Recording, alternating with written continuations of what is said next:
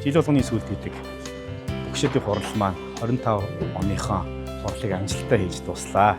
Юуны өмнө хурал ирсэн байгууллагын маань бүхий л гишүүд чуулганууд, гишүүн байгууллагууд, хувь хүмүүстэй маш их баярлсан талархснаа илэрхийлмээр байна.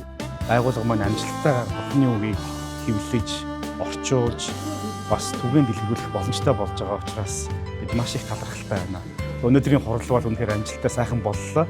Хурлаар маань бид шинэ удирдах зүйлийн гишүүдийг сонголоо. Шинэ удирдах зүйлийн гишүүдээс маань 3 гишүүдийг сонгосон. За нэг нь маань байгууллага төлөөлөж, нөгөөх маань удирдлагын сонгогдож, бас шинээр нэг гишүүн маань нэмэгдсэн гайхалтай цаг байлаа. Бүх удирдах зүйлийн гишүүдтэй халуун баяр хүргье. Та бүгдийн хамтын залбирал, эзэн итгэмжтэй байдлаар дамжуулаад Бурхан Монголыг ивэх болтугай.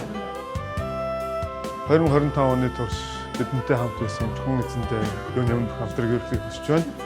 Бас харимсыз нийгмийн үйл ажиллагаа төсөлбөрүүдийг дэмжиж байсан гадаад дотоодын бүх дэмжигч нартаа бас маш баярлалаа.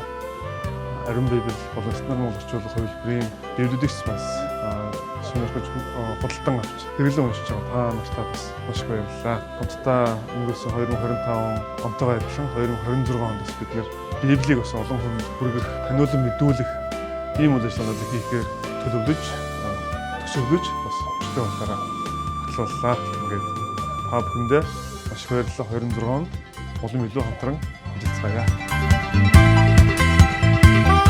Ивэлтэй бас эмх зэгстэй сайхан боллоо.